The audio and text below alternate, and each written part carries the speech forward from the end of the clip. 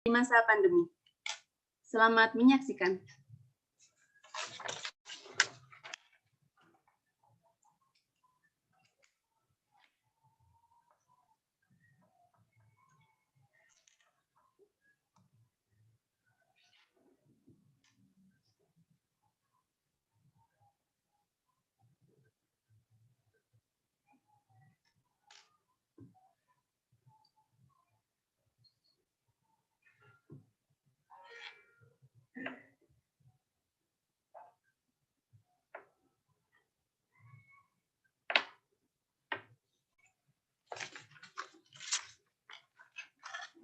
Baik, Bapak dan Ibu yang terhormat, sembari menunggu videonya, kami sampaikan untuk terlebih dahulu mengisi absensi dan kuesioner yang terdapat pada chatroom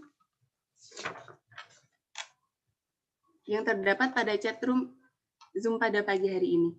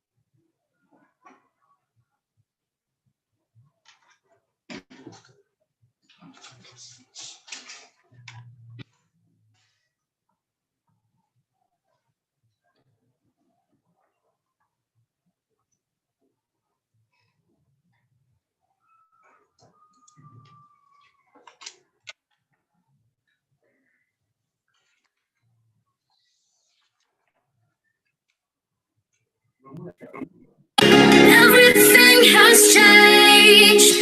It all happened for a reason. Down from the first stage. It isn't something we fell for. Never wanted this kind of pain. Telling myself so good and heartless, but one thing you should know.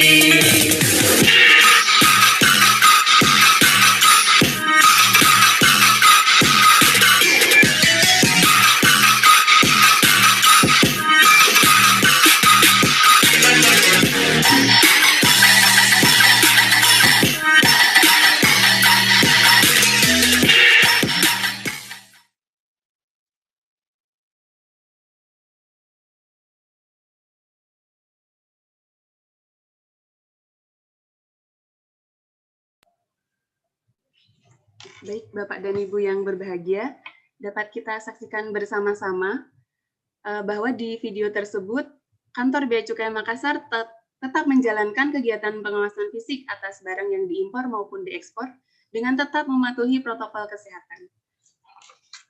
Baik, Bapak dan Ibu yang kami hormati, marilah kita memasuki acara yang pertama, yaitu Kaleidoskop Layanan Ekspor yang akan dibawakan oleh narasumber kita, Bapak Evi Kurniawan Taha. Kepada Bapak Evi, dengan hormat dipersilakan. Terima kasih, Bu Putri. Assalamualaikum warahmatullahi wabarakatuh. Waalaikumsalam warahmatullahi wabarakatuh. Alhamdulillahirrahmanirrahim. Segala puji bagi Allah karena hari ini walaupun dengan suasana yang sejuk seperti ini karena hujan terus-menerus, kita semua dapat berkumpul walaupun dengan daring hari ini untuk kita melakukan refleksi kegiatan kita akhir tahun selama tahun 2020, sekaligus melihat sejauh mana kerjasama kita yang berjalan, hasil dari kerjasama kita selama ini untuk mengembangkan kegiatan ekspor di Makassar. Izin saya share materinya. Sebelum saya lanjut, saya perkenalkan diri dulu. Mungkin masih ada yang belum kenal. Nama saya Evi Kurniawan Taha. Saat ini bertugas di bagian ekspor, melayani Bapak Ibu dan sekalian, khususnya terhadap pelayanan administrasi dokumen di kantor. Pada kesempatan kali ini, saya diberikan amanah membawakan materi, cerita selama tahun 2020 kita, tahun 2020. Walaupun dengan kondisi yang tidak ideal karena pandemi COVID, tapi kita coba lihat sejauh mana hasil kerja kita bersama, bagaimana perjalanan yang sudah kita lalui untuk sama-sama tetap mengembangkan kegiatan ekspor di tengah kondisi-kondisi yang tidak ideal tersebut. Pertama kita lihat perkembangan devisa ekspor kita di tahun ini. Garis kuning kita lihat tahun 2019 kegiatan ekspornya, devisa ekspornya. Kemudian yang di garis biru adalah devisa ekspor kita di tahun 2020. Awal Januari kita berada di titik yang tinggi startnya dibandingkan tahun 2019. Namun karena pandemi awal COVID turun drastis di titik terendah di sekitar Februari dan Maret. Kemudian ya perlahan di lockdown juga masih rendah. Ini mungkin salah satunya karena kegiatan di bandara yang bisa disebut berhenti, dokumen-dokumen di bandara hampir tidak, ekspor di bandara bisa disebut bisa tidak berlangsung karena kondisi lockdown di awal corona. Kemudian perlahan memasuki era new normal, kegiatan ekspor kembali stabil dari sisi penerimaan dari sisi devisa, kemudian mencapai titik tertinggi di bulan Oktober kemarin, di mana devisa mencapai sekitar 80 sampai 85 US dollar per tahun per bulan. Di November kembali turun, tapi tidak seperti mendekati data di tahun 2019. Jika melihat kegiatan kita selama 2020 ini, walaupun dengan kondisi COVID, tapi rata-rata penerimaan devisa kita tetap bisa sampai ke 62 juta US dollar, dan grafiknya pun meningkat, dan ditutup dengan tadi di bulan Oktober kita berada di titik tertinggi kegiatan ekspor kita. Kalau dibandingkan tahun-tahun sebelumnya, walaupun terjadi penurunan sekitar 60 juta US dollar, tapi lebih tinggi dari tahun 2017. Harapan kita sebenarnya dari target-target sebelumnya itu 2020 grafiknya tetap naik, seperti dari 2017 naik, tapi ya kondisi tadi. Tapi kita tetap masih bisa dianggap stabil di devisa kita, penerimaan devisa kita di Makassar. Nah, kalau dilihat dari komoditinya, komoditi dengan nilai devisa terbesar adalah rumput laut. Tetap seperti tahun-tahun sebelumnya, rumput laut masih mendominasi kegiatan ekspor kita di Makassar. Nilai devisanya sekitar 111 juta US dollar. Kemudian ada ferronickel, kita ada smelter di Bantaeng. Nah, ini nilainya sampai 59 juta US dollar. Kemudian produk karagenan ini tersebar, ada beberapa perusahaan yang melakukan ekspor karagenan ini, mungkin 6 atau 7 perusahaan. Kemudian semen tentunya, semen Tonasa. Kemudian kita ada biji mede ini, nilainya 45 juta US dollar, luar biasa untuk besarnya. Mudah-mudahan di tahun-tahun berikutnya kondisi-kondisi komoditi ini masih tetap bisa bertahan, dan ada produk lain yang bisa masuk ke dalam 5 besar ini selain dari yang 5 saat ini, karena yang 5 ini 5 komoditi ini dari tahun ke tahun bertahan di posisi 5 besar. Kemudian kalau kita lihat dari jumlah eksportir, dari eksportir terbesar berdasarkan devisanya, biota laut ganggang menempati urutan tertinggi. Eksportir di Pinrang, jenis ekspornya ini karagenan.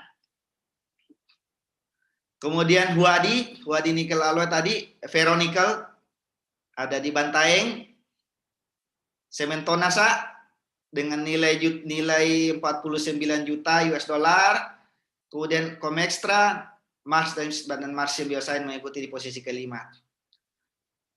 Di antara kelima eksportir ini ada perbedaan ada persamaan yang utama. 4 di antara 5 adalah pengguna fasilitas. Mereka adalah pengguna fasilitas fiskal yang diberikan negara. Salah satunya adalah kawasan berikat dan KITE, kemudahan impor tujuan ekspor. Jadi 4 di antara 5 eksportir terbesar ini menggunakan fasilitas fiskal. Nah, terkait kegiatan kita selama tahun 2020 ini, terdapat 103 pembatalan PIB, ada 4.700 pembetulan, dan 3 sanksi administrasi. Pembatalan PIB ini lebih didominasi oleh karena batal berangkat ketika awal pandemi di bulan Februari. Tapi karena tahun-tahun sebelumnya kita sudah aware, kita sudah sosialisasikan secara terus-menerus bahwa ketika terjadi pembatalan harus segera mengajukan ke kepala kantor supaya tidak dikenakan denda administrasi. Dan alhamdulillah terjadi penurunan jumlah dan sanksi administrasi. Tahun sebelumnya sanksi administrasi itu di atas 10. Penerimaan kita lumayan besar dari sanksi administrasi. Tahun ini cuma 3, penerimaannya sekitar 15 juta rupiah. Harapan kami sebenarnya sanksi administrasi ini tidak ada. Kenapa? Karena sanksi administrasi adalah kelalaian sebenarnya dari sebuah kemudahan yang diberikan. Kalau eksportir tidak jadi berangkat, barang-barangnya tidak jadi berangkat dan hendak dibatalkan, ada jeda waktu 3 hari untuk melakukan pembatalan. Nah, dalam jeda waktu 3 hari ini harus dimanfaatkan dengan baik. Tahun-tahun sebelumnya banyak yang lewat, kita lakukan sosialisasi dan alhamdulillah tahun ini terjadi penurunan.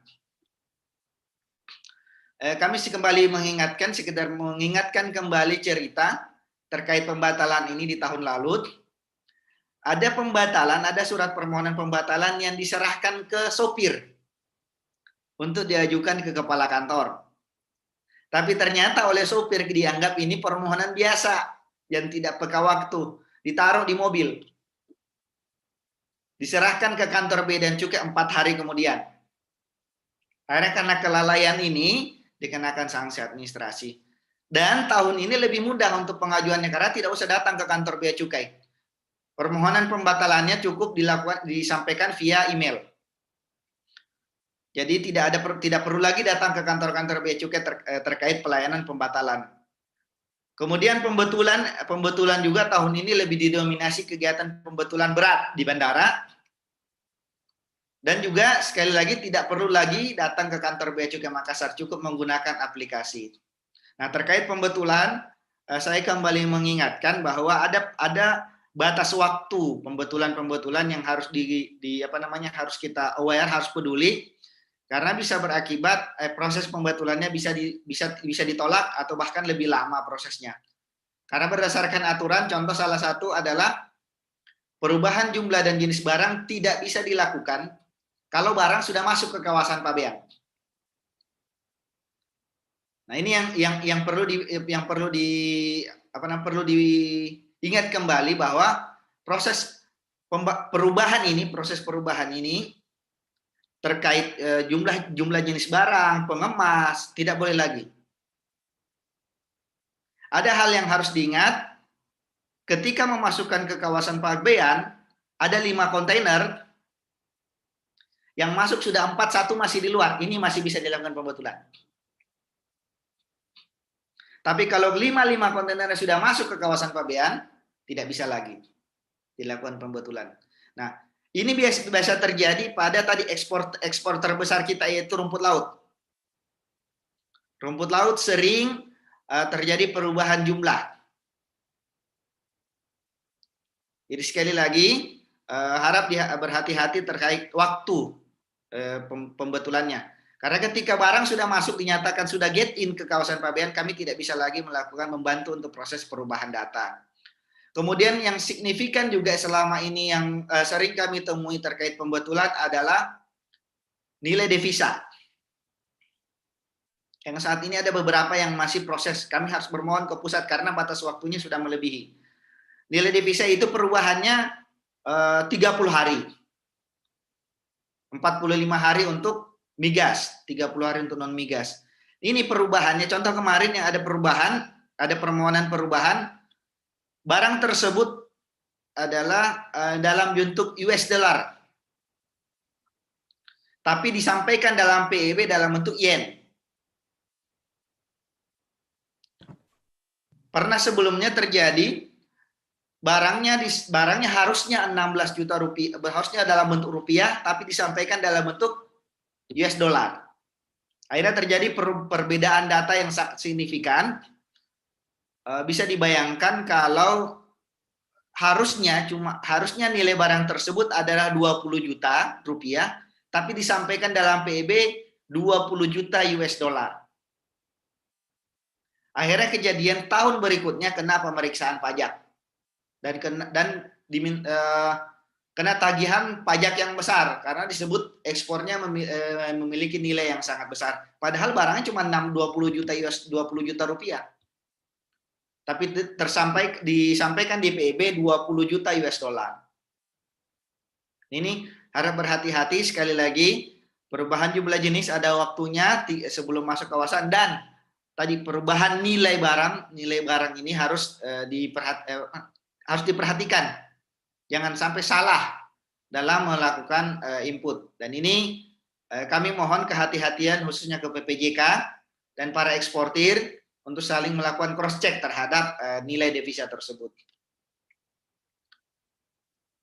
Oke. Kemudian di tahun 2020 kita memiliki kegiatan khusus, yaitu yang kita mulai dengan disebut ekspor assistance. Program ini kita dorong agar terjadi peningkatan ekspor di wilayah kerja KPBC Makassar. Nah, ini rekapitulasi kegiatannya. Tadi jumlah devisa kita 692, kemudian juta US dollar. Persentase penerimaan biaya keluar kita 311%. Nah, kita melakukan asistensi eksportir ke 14 eksportir. Kemudian kita juga melakukan koordinasi ke Pemda. Dan alhamdulillah tahun kemarin selama tahun 2020 tercatat 47 eksportir baru di wilayah kerja KPBC Makassar. Salah satu yang bisa kami sebut adalah ekspor keripik pisang dari eksportirnya dari Pinrang. Jadi kita sudah ada ekspor bukan komoditas pisang saja, tapi eksportirnya sudah dalam bentuk keripik, sudah hasil olahan. Dari 47 eksportir baru ini menghasilkan 27 juta US dollar nilai devisanya. Jadi nilai devisa ada nilai devisa baru dari eksportir-eksportir yang baru bergabung dengan jumlah tersebut 27. Walaupun jumlahnya belum signifikan dengan jumlah total devisa yang ada, tapi ini hal baik yang bisa kita lanjutkan di tahun 2021.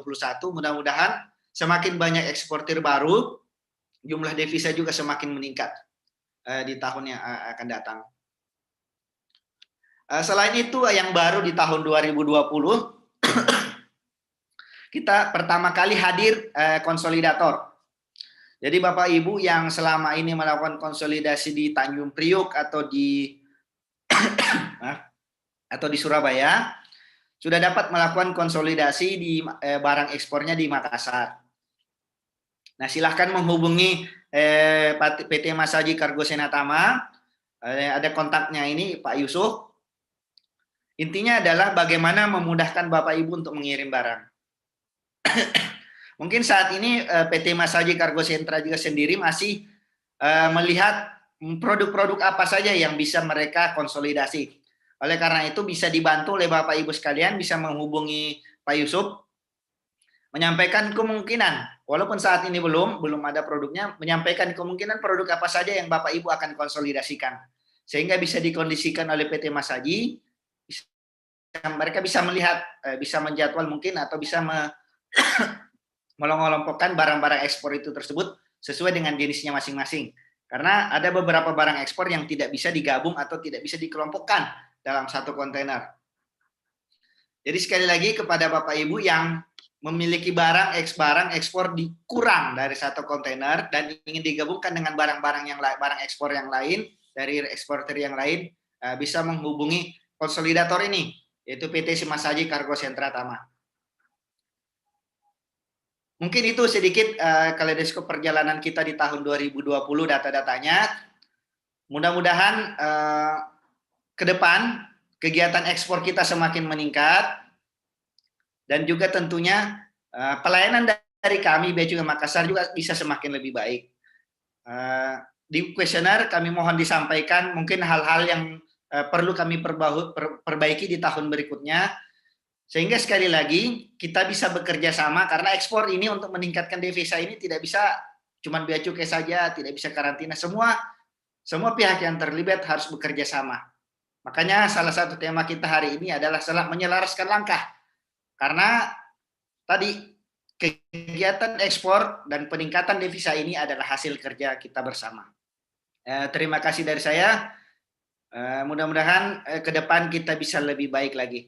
Sekian, Assalamualaikum warahmatullahi wabarakatuh. Waalaikumsalam warahmatullahi wabarakatuh. Waalaikumsalam warahmatullahi wabarakatuh. Baik, terima kasih Bapak Evi atas pemaparan materinya.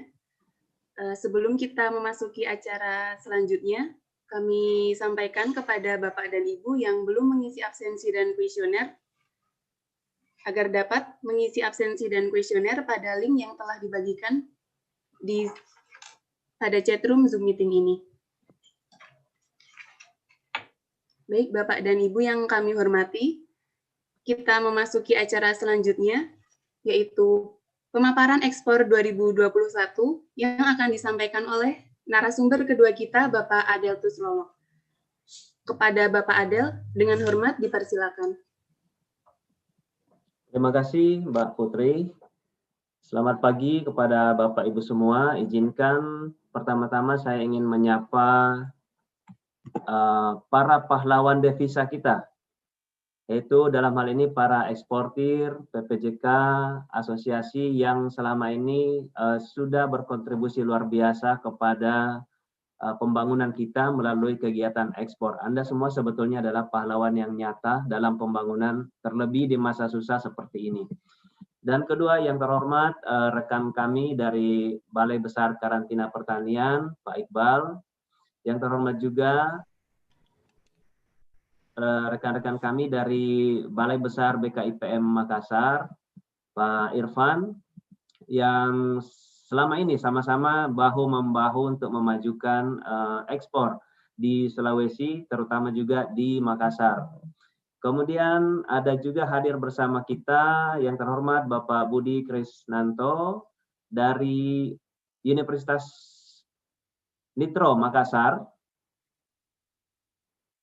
beserta para mahasiswa, rekan-rekan entrepreneur dari sana. Jadi memang ekspor ini adalah bukan dominasi perusahaan besar, bukan dominasi kalangan tertentu, tetapi ekspor sekarang adalah bisa menjadi gaya hidup baru, bisa menjadi peluang baru bagi semua kalangan masyarakat, bahkan bagi mahasiswa sekalipun. Sebelum melanjutkan, saya ingin menyapa kita semua. Assalamualaikum warahmatullahi wabarakatuh. Semoga kita semua dalam keadaan sehat-sehat semua. Terima kasih. Tadi Pak Evi sudah menyampaikan apa yang sudah kita capai atau yang sudah terjadi di 2020. Walaupun di tengah pandemi ya, kita bersyukur bahwa angka ekspor kita tidak terlalu turun anjlok sekali, bahkan boleh kata bertahan. Ini sesuatu yang luar biasa. Sekali lagi terima kasih dan salut kepada para pahlawan devisa, para eksportir sekalian. Dan di situ kita bisa juga melihat bahwa produk-produk ekspor dari Sulawesi, dari Makassar, ini sebagian besar masih dalam bentuk barang mentah. ya, ada beberapa yang sudah olahan. Nah, ini yang kita mau lihat ke depan. Izin Bapak Ibu, saya ingin share sedikit materi saya.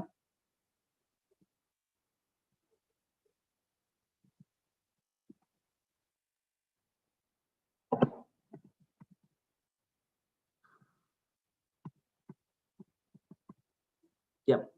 Kali ini saya akan berbicara tentang hal-hal yang bisa kita update, bisa kita tingkatkan lagi untuk 2021 mendatang. Peluang-peluang atau kemudahan-kemudahan apa yang masih bisa kita lakukan untuk 2021 mendatang. Nah, seperti saya sampaikan tadi bahwa tantangannya sekarang adalah bagaimana supaya devisa ekspor ini meningkat. Ya, ada dua cara ya yang barangkali kita bisa pertimbangkan, kita bisa lakukan bersama rekan-rekan eksportir, instansi, kampus, bagaimana caranya kita berkolaborasi untuk menambah kuantitas barang ekspor. Saya lihat dinas-dinas juga sekarang, Pemda-Pemda sekarang rajin membuka lahan untuk pertanian, komoditi-komoditi pertanian. Demikian juga banyak support yang diberikan pemerintah untuk memperluas cakupan nelayan-nelayan kita. Dan nanti kita akan berbicara juga tentang fasilitas apa lagi yang bisa disupport oleh pemerintah untuk mendukung eksportir dan calon-calon eksportir ke depannya.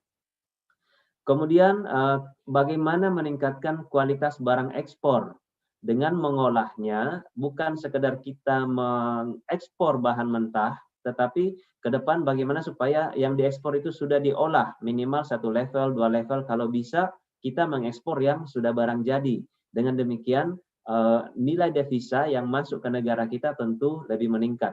Dan harapan kita juga usahanya Bapak Ibu berkembang, membuka lapangan kerja bagi masyarakat sekitar kita.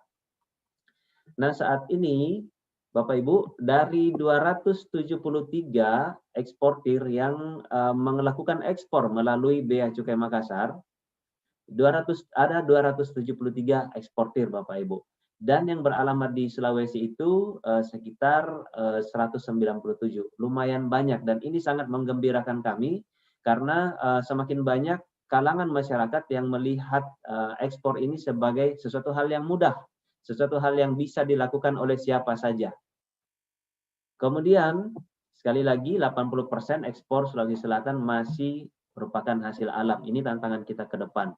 Nah, untuk olahan saat ini, selain yang disampaikan tadi sudah ada ferronikel ya, yang dari Huwadi, ada sementonasa produk jadi, ada juga karagenan ya dari rumput laut yang sudah diolah dan diekspor oleh beberapa eksportir kita, salah satunya oleh PT Biota Laut Ganggang yang ada di Pindrang. Untuk mengolah bahan baku, bahan alam menjadi barang jadi Bapak Ibu, mungkin Bapak Ibu berpikir susah dan sebagainya, tetapi tidak muluk-muluk juga Bapak Ibu. Ya, kami berbangga hati menyampaikan bahwa selama ini kita mengekspor pisang juga, pisang dalam bentuk mentahan, tetapi ada perusahaan kita juga yang sudah berani mengolahnya menjadi keripik pisang. Ini suatu bentuk inovasi, ini langkah maju yang kita harus support. Nah, Bapak Ibu eksportir yang hadir di sini, yang mengekspor hasil alam, coba dilihat barangkali, daripada Anda mengekspor dalam bentuk seperti itu, nilai tambah apa yang bisa ditingkatkan kepada produk Anda, diolah menjadi apa, atau bisa menjadi produk tertentu. Sehingga jelas penghasilan Anda lebih tinggi dibandingkan mengekspor dalam bentuk mentah. Nah, ini balik lagi ke Bapak Ibu, tantangannya seperti apa?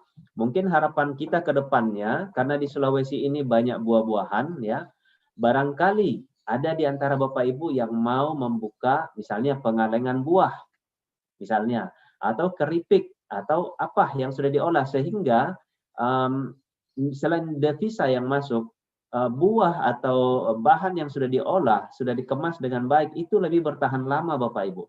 Mungkin Anda bisa, produk Anda akan bertahan di luar negeri sampai 3 bulan, 6 bulan. Beda bila dibandingkan kalau Anda mengekspor dalam bentuk mentah, dalam perjalanan saja sudah bisa rusak. Atau sampai di sana paling bertahan 1 minggu sudah rusak. Ya, jadi ini pertimbangkan, ini peluang-peluang yang Bapak Ibu bisa pikirkan memasuki tahun 2021.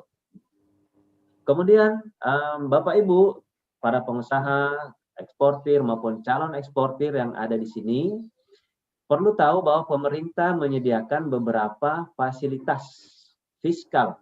Nah, namanya fiskal keuangan, pasti Bapak Ibu terkait dengan keuangan. Nah, fasilitas fiskal ini adalah sebetulnya untuk membantu Bapak Ibu supaya uangnya Bapak Ibu itu aman di Bapak Ibu. Jangan sampai keluar untuk hal-hal yang tidak perlu. Misalnya untuk bayar biaya masuk, untuk bayar pajak. Kalau bisa jangan keluar duluan.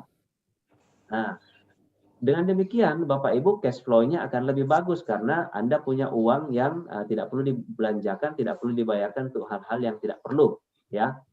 Inilah yang disebut fasilitas fiskal. Nanti kita akan bahas sedikit. Perlu kami sampaikan bahwa di antara sekian ratus eksportir yang ada di Makassar yang melalui Bea Cukai Makassar saat ini, baru 3% saja yang menggunakan fasilitas ini. Padahal fasilitasnya terbuka untuk semua. Ya, jadi tadi ada disebut ada Wadi di Bantaeng, ada Biota di Pinrang dan sebagainya, ada PT Mars, ada Comextra, itu yang sudah menggunakan, dan rata-rata perusahaan besar. Padahal fasilitas ini juga tersedia untuk semua, untuk perusahaan kecil juga. Nah, Bapak Ibu, fasilitas fiskal yang bisa Anda pertimbangkan untuk tahun 2021 ya untuk usaha Anda adalah bisa salah satunya kawasan berikat ya. Kemudian ada namanya KITE, ada KITE IKM. Nah, kawasan berikat itu apa, Bapak Ibu? Sebetulnya ada penjelasannya di layar Bapak Ibu. Fasilitas-fasilitas ini pada dasarnya Bapak Ibu adalah satu untuk kawasan berikat itu adalah untuk penangguhan bea masuk. Jadi pada saat Anda mengimpor sesuatu untuk bahan baku Anda atau mesin atau peralatan kantor Anda dan sebagainya itu dibebaskan atau ditangguhkan bea masuknya Bapak Ibu. Dan yang kedua, untuk kawasan berikat ya, itu tidak dipungut PPN atau PPh impor atau cukainya Bapak Ibu. Termasuk kalau ada PPN penyerahan barang dari lokal, misalnya Bapak Ibu punya untuk membuat produknya Bapak Ibu, Anda memerlukan barang lain dari dalam negeri. Nah, biasanya itu ada PPN-nya juga yang Anda harus bayarkan. Nah, kalau Anda punya kawasan berikat, Anda menggunakan fasilitas kawasan berikat ini, PPN-nya itu dibebaskan Bapak Ibu. Nah, tentu saja dengan melihat kemudahan seperti ini, akan sangat membantu keuangan atau cash flow-nya Bapak Ibu bisa digunakan untuk hal-hal lain untuk mengembangkan usaha. Ya. Kemudian KITE ya, KITE ini kemudahan impor untuk tujuan ekspor ya namanya KITE. Kemudahan impor untuk tujuan ekspor. Nah, ini untuk perusahaan-perusahaan yang banyak menggunakan bahan baku impor, termasuk dalam hal ini juga bisa mesin dan peralatan dalam pembuatan produknya yang memang tujuannya untuk ekspor. Ya, jadi namanya juga kemudahan impor untuk tujuan ekspor. KITE. Nah, dalam hal ini sama Bapak Ibu ya, dibebaskan bea masuknya, PPN-nya, PPh biaya-biaya terkait dengan importasinya. Itu dibebaskan dari situ pungutannya Bapak Ibu, sehingga sekali lagi cash flow-nya atau keuangan Bapak Ibu tentu akan lebih baik lagi. Nah, bagaimana caranya mendapatkan ini Bapak Ibu? Sangat mudah ya. Izin-izin ini tidak perlu diurus ke Jakarta, tidak perlu diurus ke mana, tetapi cukup di kantor, bisa ke kantor Bea Cukai terdekat di mana Bapak Ibu ada saat ini, ya dalam hal ini bisa ke Bea Cukai Makassar dan nanti akan disupport dari Kanwil kantor wilayah Bea Cukai Makassar.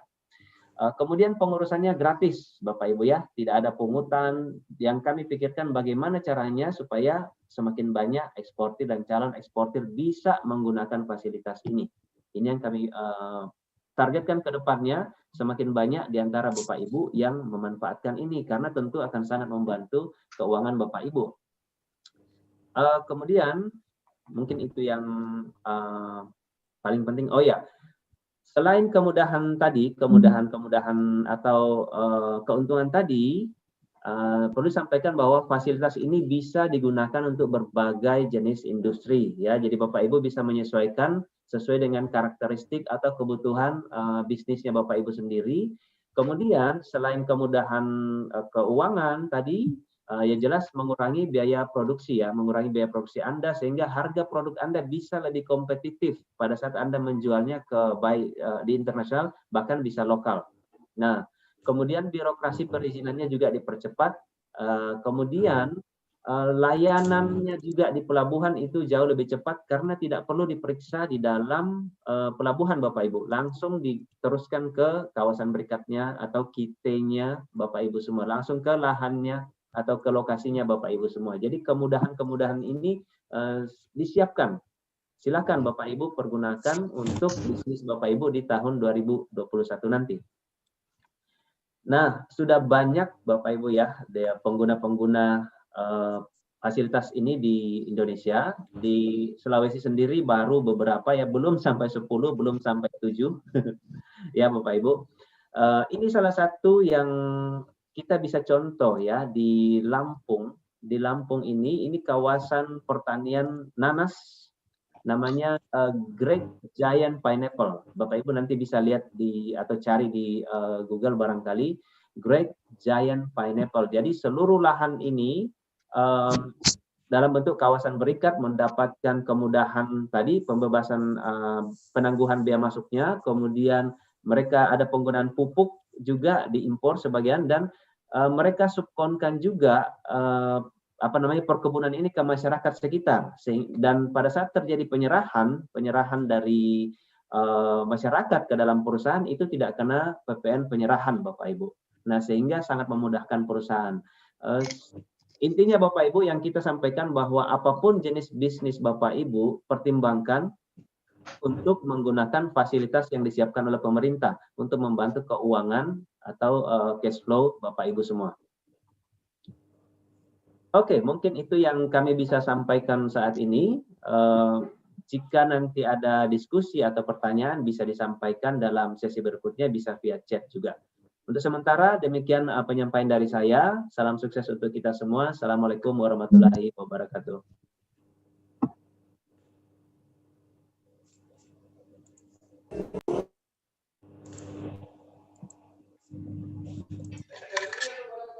Baik, terima kasih Bapak Adel atas pemaparan materinya. Selanjutnya kita akan memasuki sesi terkait layanan ekspor instansi yang akan disampaikan oleh Kepala BKPIM Makassar serta Kepala Kantor Karantina Pertanian Makassar atau yang mewakili. Namun sebelumnya, marilah kita saksikan bersama-sama video persembahan dari Bea Cukai Makassar.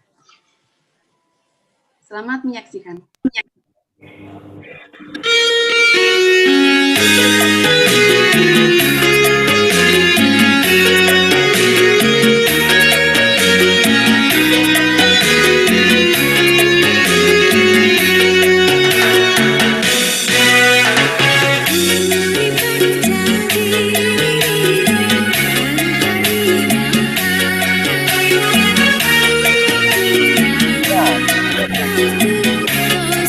Thank you.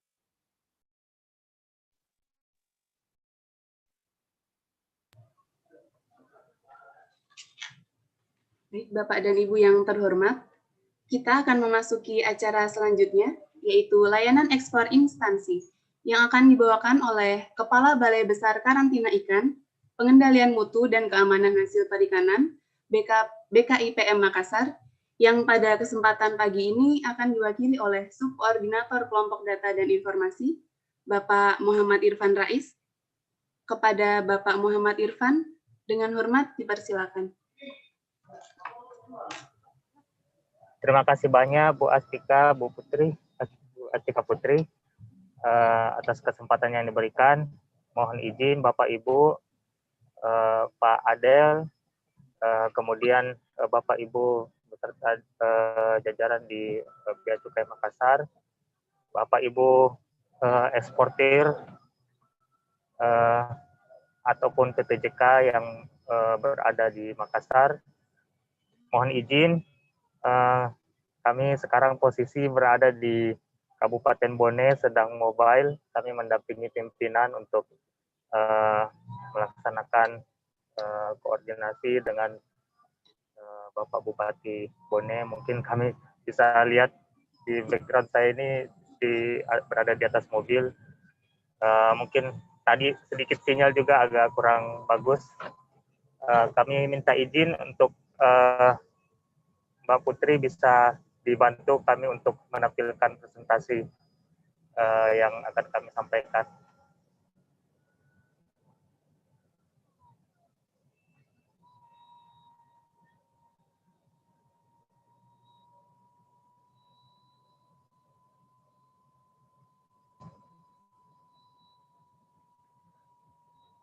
Sekali lagi terima kasih kepada Bapak Ibu di Bea Cukai Makassar karena atas dukungan dan kerjasamanya yang baik selama ini, sehingga ekspor komoditi perikanan bisa berjalan dengan lancar dan alhamdulillah tanpa kendala yang berarti.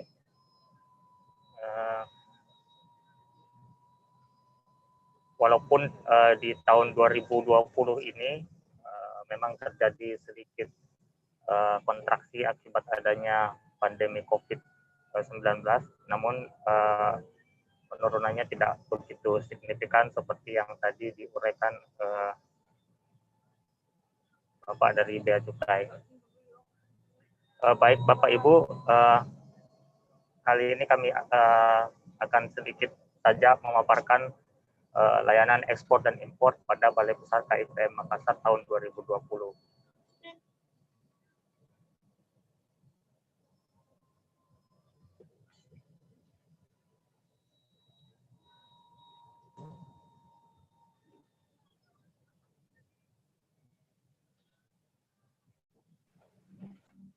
Baik, untuk dasar hukum, ini kami ambil yang bisa dilanjut tadi Pak. Untuk dasar hukum, kami ambil beberapa saja yang kiranya penting untuk kami sampaikan. Ada Undang-Undang Nomor 21 Tahun 2019 tentang karantina hewan, ikan, dan tumbuhan. Kemudian ada Undang-Undang Nomor 45 Tahun 2009 tentang perikanan. Kemudian ada Permen KP Nomor 18 Tahun 2018. Ini agak cukup penting tentang jenis komoditas wajib periksa karantina ikan, mutu dan keamanan hasil perikanan. Jadi dengan peraturan Menteri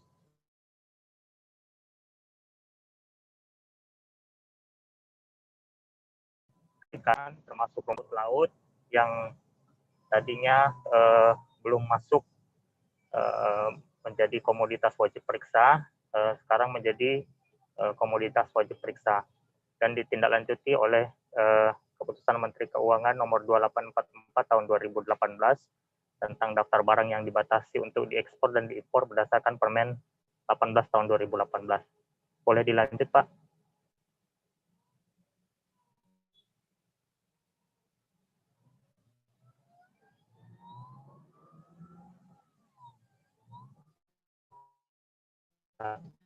Sedikit refleksi dari kami, lalu lintas ekspor komoditi perikanan tahun 2020 kiranya sejak data yang disampaikan dari Bea Cukai bahwa untuk komoditi perikanan yang terbesar volumenya untuk dilintaskan adalah rumput laut. Jadi sekitar 79% komoditi perikanan adalah rumput laut, masih dalam bentuk bahan baku. Kemudian yang kedua ada kerajinan dengan persentase ada 7%. Yang dilanjutkan dengan ada udang faname, tuna, dan gurita. Totalnya ada 142.000 ton dengan nilai rupiah mencapai hampir 5 triliun. Boleh dilanjut, Pak? Untuk impor sendiri ada, tetapi kalau untuk produk perikanan karena kita merupakan salah satu penghasil produk perikanan yang cukup besar, maka kita lebih banyak ekspor daripada impornya. Impor hanya untuk komoditi-komoditi yang tidak bisa didapatkan di Indonesia seperti induk udang faname ini. Itu kita kalau untuk induk udang winduk kita sudah bisa memproduksi sendiri, tapi untuk udang faname ternyata butuh spesifikasi khusus, kemudian dia harus spesifik patogen free, jadi belum bisa kita di sini menghasilkan, maka kita impor dari Amerika. Ada beberapa kali, rata-rata 2 kali dalam 1 bulan, totalnya sebanyak 8.820 ekor induk. Jadi kami lebih, kalau di kegiatan di DKIPM Makassar itu memang lebih fokus kepada ekspor, untuk impor mungkin tidak terlalu mencolok. Bisa dilanjut, Pak? Nah, ini alur layanan kami untuk sertifikasi kesehatan ikan dan mutu hasil perikanan untuk ekspor. Jadi yang pertama itu ada permohonan dari eksportir, kemudian dari permohonan itu kami melaksanakan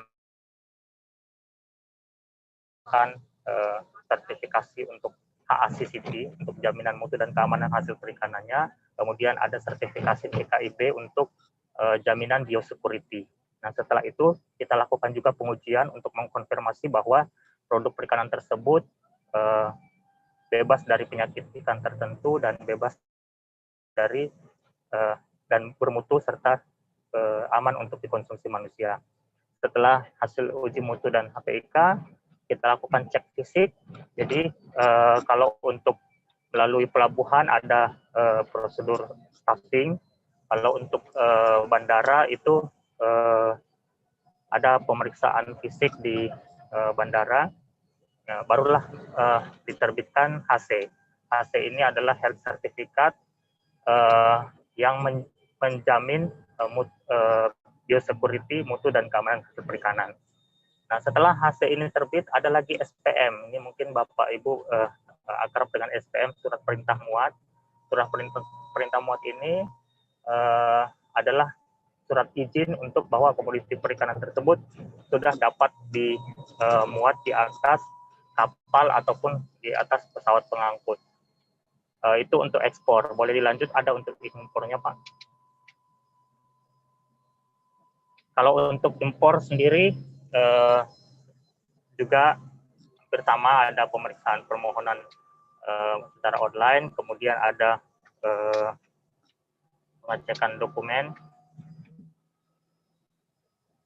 Jadi persyaratan-persyaratan bahwa suatu negara ini harus bebas dari penyakit tertentu seperti tadi induk udang faname itu harus spesifik patogen free. Kemudian dilakukan pemeriksaan fisik, ada uji laboratorium, baru kita bisa terbitkan sertifikat pelepasan atau KID 7. KID 7 lah ini yang nanti akan dikirimkan untuk respon NSW-nya. Boleh dilanjut, Pak?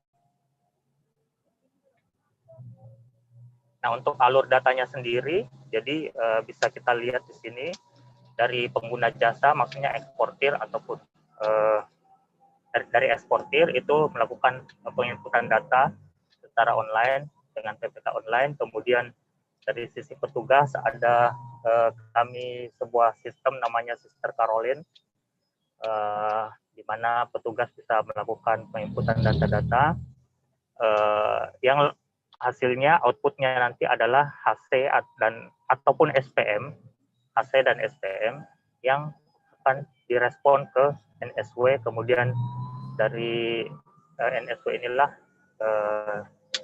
direkonsiliasi ke bea cukai. Boleh dilanjut, Pak?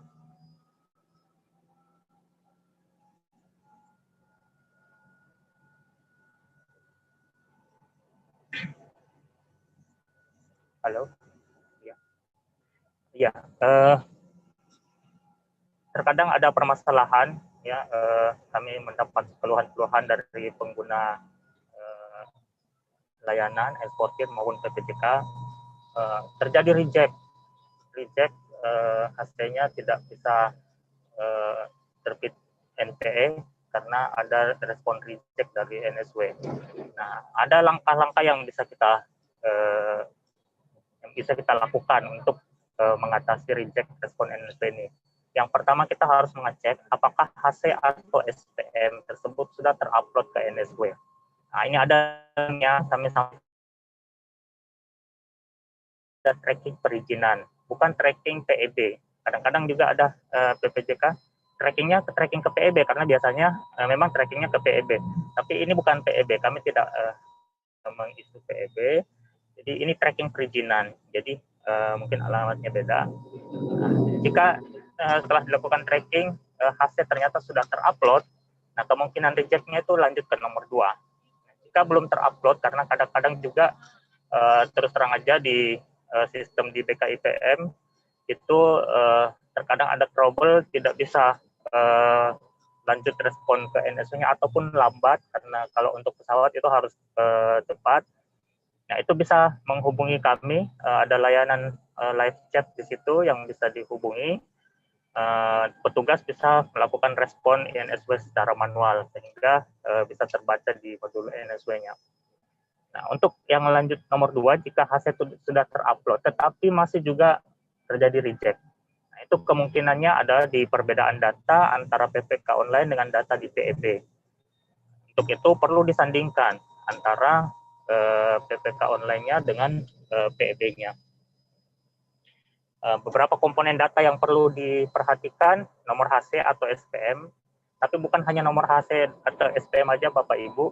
Kadang PPJK, oh ini sudah sama Pak, sudah sama nomor HC-nya, tetapi komponen di dalamnya mungkin agak berbeda. Di antaranya mungkin NPWP, kode HS, kode pelabuhan muat dan kode pelabuhan bongkar, serta kode satuan. Itu komponen-komponen ini yang biasanya menjadi permasalahan reject ketika akan menerbitkan NPE. Boleh dilanjut Pak? Nah, ini cara mengecek apakah HC atau SPM sudah terupload pada NSW. Jadi ini kita buka linknya, tracking perizinan. Mohon diperhatikan itu pengajuannya adalah pengajuan ekspor bukan impor. Kemudian NPWP-nya ada 15 digit tanpa karakter. Kalau NPWP kan biasa 72 titik. Nah, ini tidak pakai titik, tidak pakai garis datar, 15 digit tanpa karakter. Kemudian nomor izin itu kita masukkan nomor HC atau nomor SPM. Setelah disubmit, muncul nomor 2. Kalau HC atau SPM sudah terupload, akan muncul yang seperti nomor 2 itu statusnya berlaku. Berarti HC atau SPM tersebut sudah terupload pada web NSW. Jika belum terupload, boleh hubungi kami, petugas. Kami standby 24 jam, ada layanan live chat di situ. Nanti akan dibantu untuk penguploadannya. Boleh dilanjut, Pak?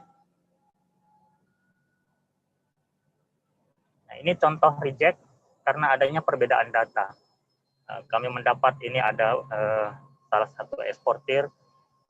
Mohon maaf, Pak, ada reject, padahal HC-nya sudah sama. HC-nya memang nomor HC-nya sudah sama, sudah sesuai dengan data yang di PEB dan di PPK online. Jadi kami menyandingkan antara data PPK online dengan data PEB.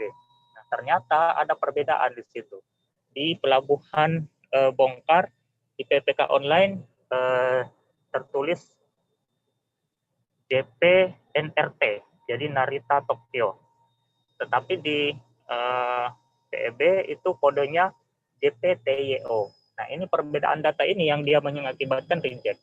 Solusinya apa? Solusinya cukup dirubah di PEB-nya, disamakan dengan data yang di PPK online menjadi JPNRT, kemudian dicoba loading ulang, alhamdulillah berhasil. Cukup sederhana Pak, jadi mungkin kadang-kadang karena eksportir butuhnya cepat, harus segera dilakukan, panik, lupa apa yang harus dilaksanakan. Jadi ini yang harus dilaksanakan Pak jika terjadi reject PEB. Boleh dilanjut Pak? Ya, mungkin itu aja sekilas dari kami. Nanti kita bisa banyak berdiskusi apa hal-hal yang menjadi kendala selama ini. Kami mohon izin, terima kasih Bapak Ibu, Pak Adel sudah memberikan kami kesempatan untuk menyampaikan pemaparan ini. Terima kasih. Wassalamualaikum warahmatullahi wabarakatuh.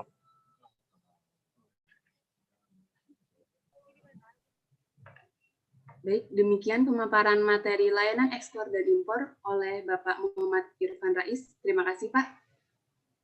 Bapak Ibu yang kami hormati, kita memasuki acara selanjutnya, yaitu penyampaian pelayanan ekspor komoditas pertanian yang akan dibawakan oleh Kepala Balai Besar Karantina Pertanian Makassar, yang pada pagi hari ini diwakili oleh Kepala Seksi Pelayanan Operasional Karantina Tumbuhan, kepada Bapak Muhammad Iqbal. Dengan hormat dipersilakan. Terima kasih. Assalamualaikum warahmatullahi wabarakatuh. Selamat pagi, salam sejahtera buat kita semua. Yang saya hormati Kepala Bea Cukai atau yang mewakili beliau, terima kasih atas undangan dan kesempatan yang diberikan untuk menginformasikan pelayanan BPKP Makassar untuk eksportir maupun PPJK. Yang saya hormati ada juga dari Balai Besar Karantina Ikan, Pak Irfan. Yang saya hormati para eksportir PPJK yang ada di Kota Makassar. Saya akan mencoba mempresentasikan pelayanan karantina Makassar. Saya akan share screen.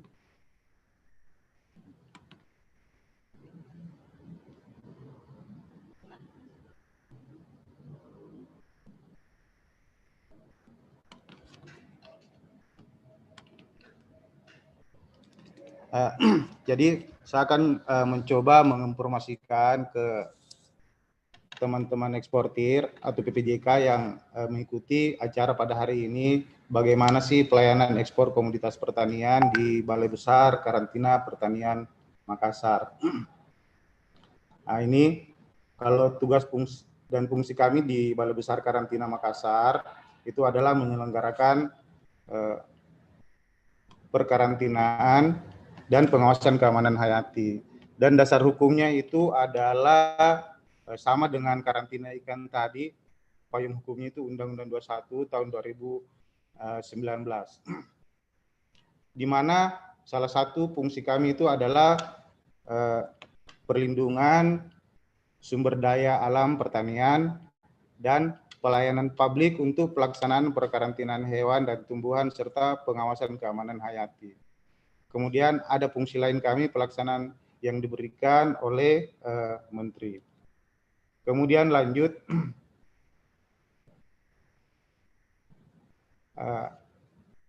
pelayanan kami di Karantina Makassar ada program dari Badan yaitu penguatan layanan dan akselerasi ekspor melalui program GratiX. Jadi program GratiX itu adalah gerakan 3 kali lipat ekspor.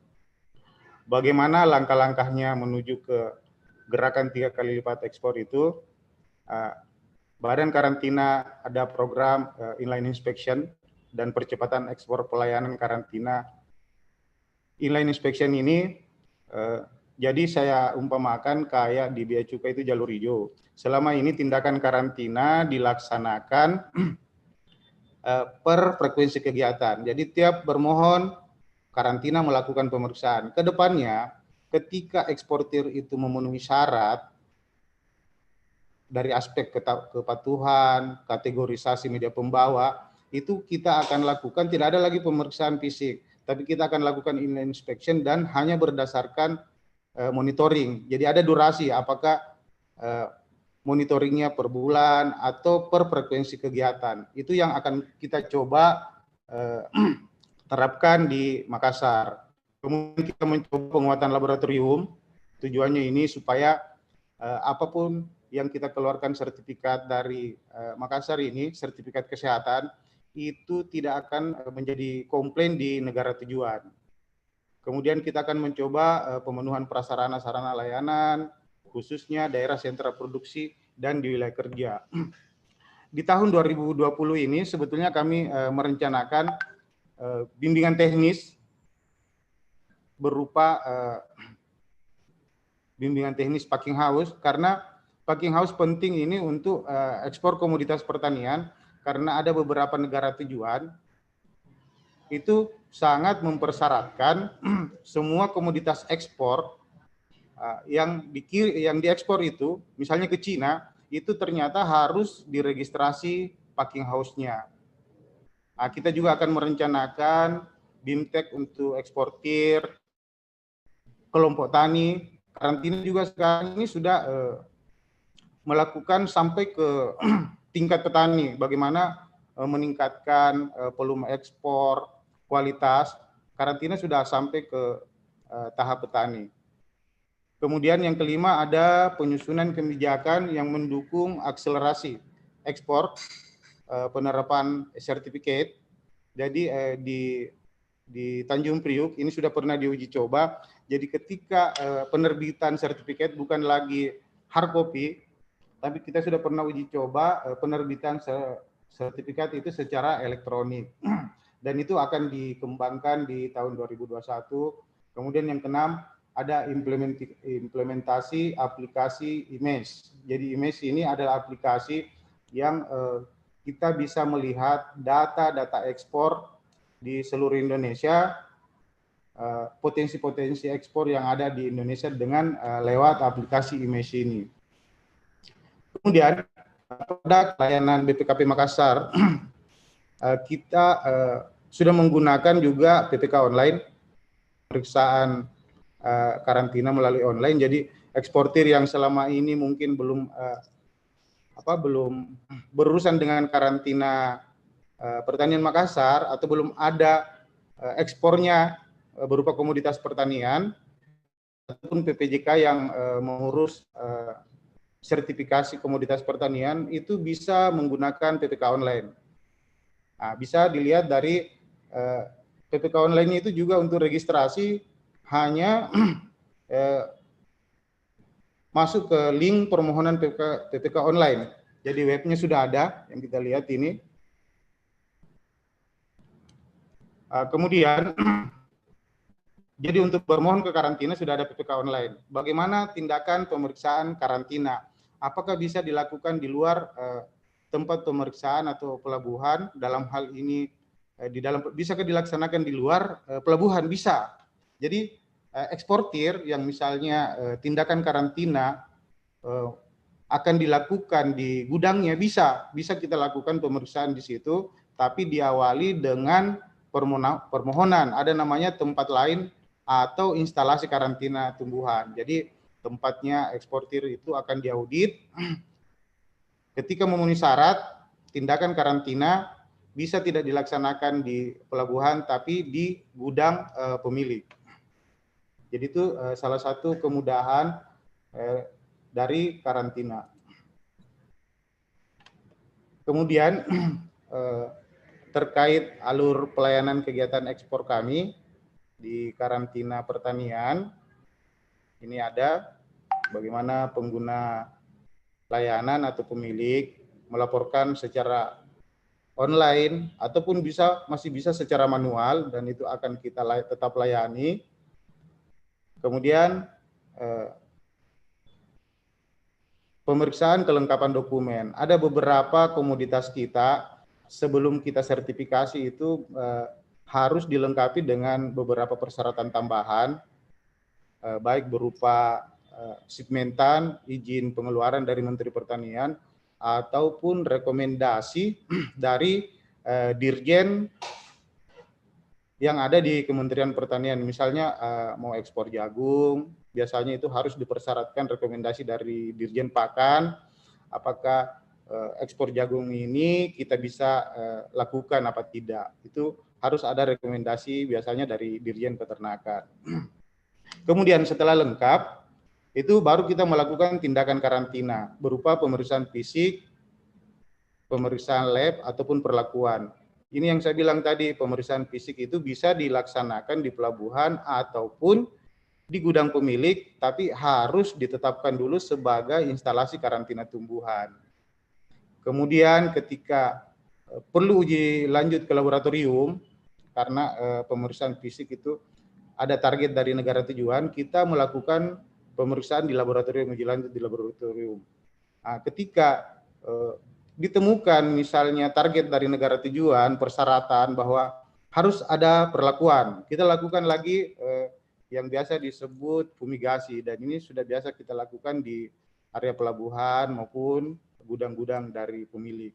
Nah, ketika dinyatakan sudah sehat, barulah kita keluarkan sertifikat kesehatan dan komoditas tersebut bisa diekspor.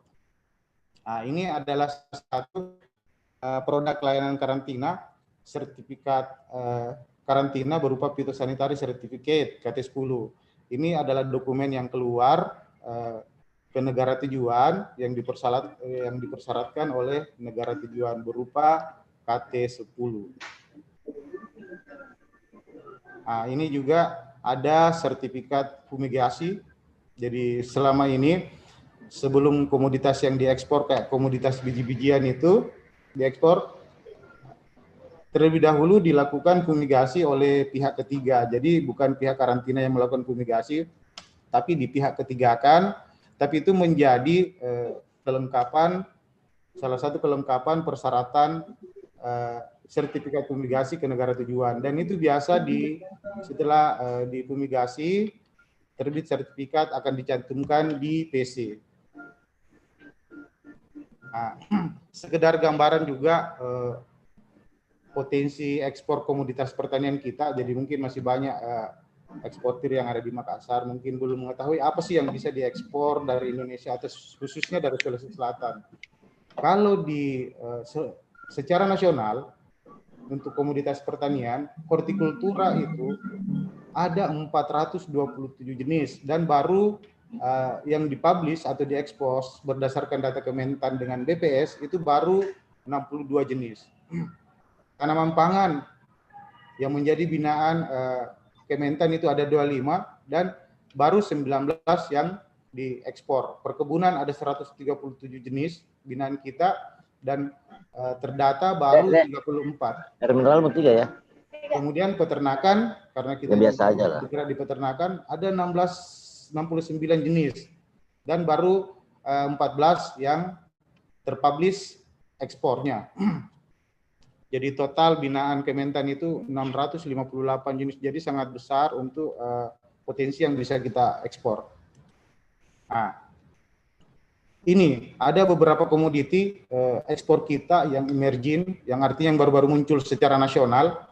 Kalau di bidang hortikultura, jadi ini yang diekspor dari seluruh Indonesia, dan yang baru ada asam jawa, kunyit, sawi, mengkudu, dan lain-lain. Di produk tanaman perkebunan ini juga gula merah sangat besar permintaan ekspornya, tapi dari Sulawesi Selatan mungkin belum ada ekspor gula merah, tapi di daerah lain, di UPT lain itu sudah rutin untuk ekspor gula merah. Ada kemenyan, genetri, pandan, kelor, jut, serewangi, lidi, sapu lidi. Ini ada beberapa komoditi yang secara nasional ini yang sudah diekspor, tapi ini belum pernah diekspor dari Sulawesi Selatan. Dan mungkin ini membuka wawasan eksportir kita. Sapu lidi kita banyak di sini di Sulawesi Selatan, dan potensinya sangat besar untuk diekspor. Di bidang peternakan, hewan hidup madu juga sudah diekspor, sarang burung walet sudah diekspor, tapi itu belum dari Sulawesi Selatan. Kalau sarang burung walet itu masih, kalau di Sulawesi Selatan masih antar area.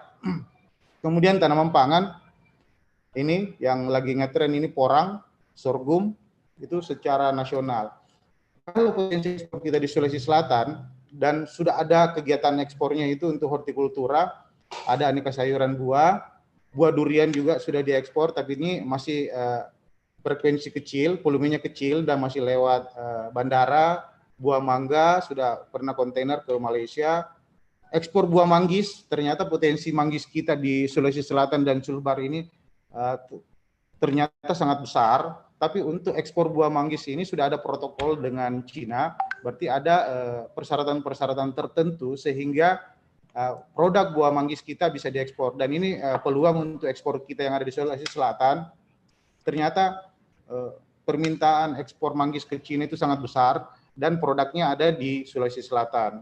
Buah markisa beberapa tahun ini kita rutin ekspor ke Malaysia, Singapura, baik dalam bentuk buah maupun frozen. Tapi khusus untuk tahun 2002 ini hilang.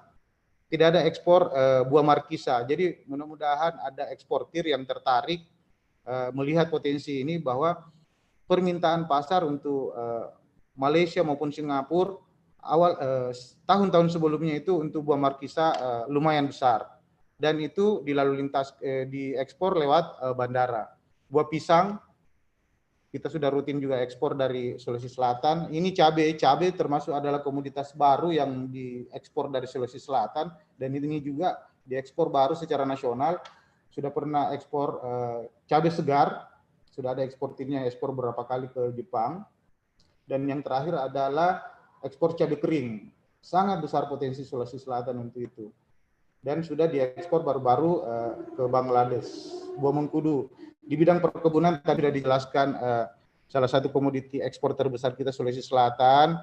Dari awal Pak Evi sudah menjelaskan kacang mete, kakao, dan turunannya semua sangat besar, sangat banyak potensi ekspor kita di Sulawesi Selatan. Kemudian di peternakan, sarang burung walet juga potensi kita besar, tapi masih sebatas pengiriman sampel untuk ekspor. Kulit ular ada, dendeng, kupu-kupu awetan, serangga. Dan ini komoditi yang terbaru juga adalah ekspor guano, kotoran kelelawar dari Sulawesi Selatan dan tujuan Amerika. Ini sudah menembus pasar Amerika. Untuk tanaman pangan, ada jagung biji yang kita ekspor, talas, tujuan Jepang, porang, ini juga sudah beberapa negara untuk ekspor porang dalam bentuk chip maupun powder, kemudian ekspor kacang hijau ke Cina. Nah, ini ada beberapa negara tujuan ekspor kita secara nasional. Kayak Sulawesi Selatan ini sangat berpotensi untuk jagung, tapi yang kita ekspor dari Sulawesi Selatan itu baru jagung biji. Sementara pasar yang diekspor secara nasional, yang keluar itu jagung, yang masih ikut tongkolnya itu ada sudah lebih 20 negara, Vietnam, Malaysia, ada bubuk jagung, bungkil jagung, jagung beku dalam bentuk frozen, jagung biji, jagung manis. Ini tentunya peluang bagi eksportir kita di Sulawesi Selatan untuk mencari pasar, karena ini sudah dilakukan secara nasional ekspornya, tapi khusus untuk Sulawesi Selatan yang kita ekspor itu masih jagung biji. Ini komoditi yang lagi ngetren ini ekspor porang. Sekarang pengembangan di Sulawesi Selatan sangat gencar. Kami juga dengan Pak Adel pernah untuk sosialisasi ekspor porang ini di Kabupaten Goa. Dan memang ada beberapa baru-baru ada kendala tujuan Cina, di mana komoditi ekspor porang kita tertolak karena food safety. Jadi sementara untuk ekspor ke Cina belum, tapi untuk negara-negara lain masih sangat terbuka ke Laos, Thailand, Vietnam, Hong Kong, Korsel, dan Taiwan. Jadi pasar untuk ekspor porang ini masih sangat besar. Demikian Bu yang bisa saya sampaikan informasi pelayanan kami dari Karantina Makassar. Assalamualaikum warahmatullahi wabarakatuh.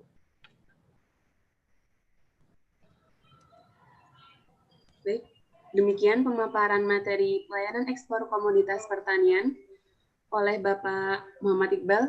Terima kasih Bapak. Baik, Bapak dan Ibu yang terhormat, selanjutnya kita memasuki sesi pesan dan kesan oleh pengguna jasa, eksportir maupun PPJK di lingkungan kantor Bea Cukai Makassar. Namun sebelumnya, kami sampaikan kepada Bapak dan Ibu yang belum mengisi absensi dan kuesioner agar dapat mengisi melalui link yang telah dibagikan pada chatroom Zoom meeting ini. Baik, Bapak dan Ibu sekalian, selanjutnya kami beri kesempatan bagi Bapak dan Ibu yang ingin menyampaikan pesan dan kesannya, bisa langsung menekan tombol raise hand.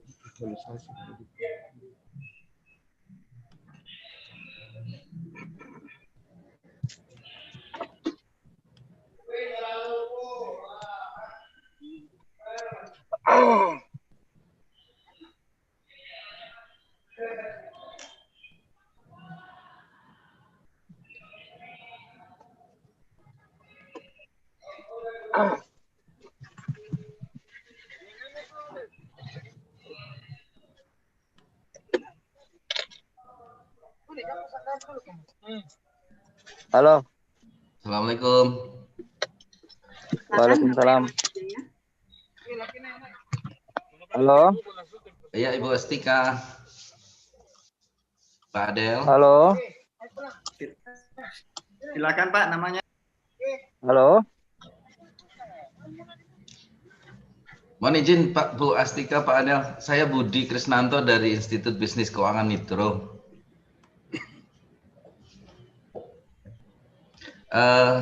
Perlu saya sampaikan bahwa kerjasama maupun informasi mengenai ekspor impor dalam hal ini khususnya untuk kami yang bergerak di dalam sosialisasi dan bidang pendidikan, Bapak Ibu, bahwa program studi perdagangan internasional sekarang ada di Institut Bisnis Keuangan Nitro sehingga keterkaitan ini sangat erat. Dan ucapan saya adalah untuk Pak Adel, tim pimpinan Bea Cukai bahwa kerjasama yang sudah terjalin dengan IPK Nitro tentunya buat kami sebagai dasar untuk sosialisasi baik itu peraturan-peraturan maupun ilmu-ilmu atau data-data yang ada, khususnya di bidang ekspor dan meningkatkan kolaborasi kami dengan pengabdian masyarakat dan kerjasama dengan para eksportir, Bapak Ibu. Jadi kesan saya bahwa hal ini sangat bagus sekali dan saya juga terima kasih kepada Bea Cukai bahwa sudah ada satu komunitas yang namanya Export Assistant, di mana itu juga buat kami sebagai pembelajaran. Dan season yang paling bagus akhir tahun ini bahwa kami juga terbuka, ternyata masih banyak sekali komoditas yang dari Bapak karantina, pimpinan karantina tadi sampaikan, ternyata potensi Sulawesi Selatan sangat luar biasa. Dan ini menjadikan kami juga Pak sebagai menjalankan Tridharma dalam hal ini adalah penelitian dan pengabdian untuk secara terus-menerus berkolaborasi dengan para eksportir, wirausaha, entrepreneur Pak. Termasuk dari itu yang kesan saya bahwa ini sangat bagus sekali. Dan harapan saya Export Assistant ini senantiasa dilakukan secara reguler, ya, update data, sosialisasi dan sharing data maupun ketentuannya sehingga kami juga bisa melanjutkan untuk sosialisasi kepada masyarakat. Itu harapan saya, Pak Adel, Bu Putri dan pimpinan jajaran Bea Cukai. Terima kasih sekali pagi hari ini kami sudah diberi kesempatan. Terima kasih dan kepada Bapak Ibu, entrepreneur, eksportir, instansi terkait, kami sangat mengharapkan kerjasama ini untuk pengembangan baik itu dalam hal sosialisasi, terutama kepada mahasiswa dan pengabdian kepada masyarakat. Terima kasih. Assalamualaikum warahmatullahi wabarakatuh. Waalaikumsalam warahmatullahi wabarakatuh. Terima kasih Bapak Budi Krisnanto atas pesan dan kesannya. Kemudian selanjutnya kami persilakan kepada Bapak Mindahara Sijaya yang tadi telah menekan tombol raise hand untuk menyampaikan pesan dan kesannya.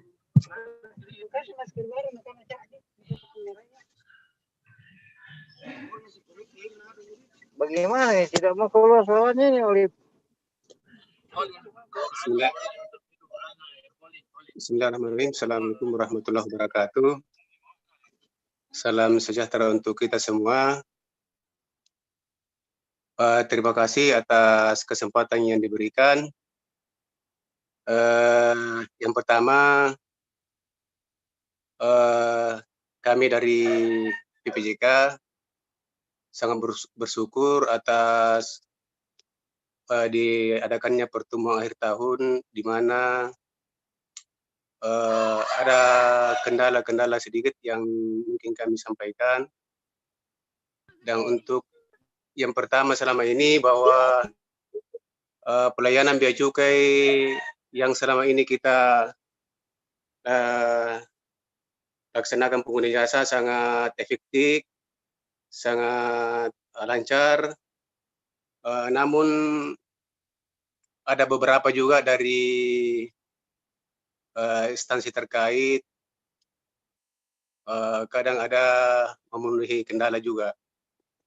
Nah, ada sedikit kami sampaikan bahwa kendala tersebut sedikit masalah pelayanan di BKIPM, karantina ikan, di mana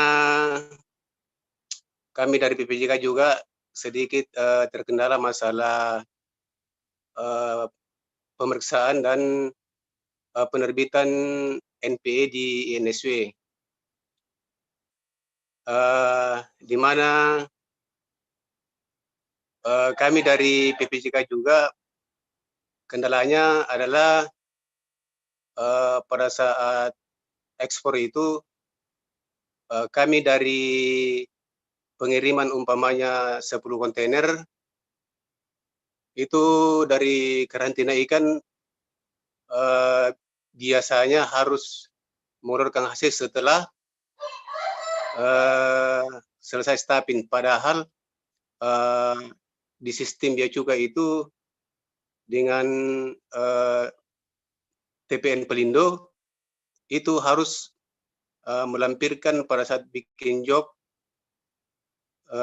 NPE, sedangkan karantina ikan menerbitkan masuk di INSW setelah terbit HC setelah selesai staffing, padahal di PPJK kita itu kendalanya itu yang pertama Pak, masalah penerbitan NPE di INSW itu, karena kita dari PPJK ini ada masalahnya itu yang penerbitan NPE setelah selesai staffing, sedangkan kita dari angkutan ini dari ekspedisi agak kendala. Mungkin itu saja dulu Pak.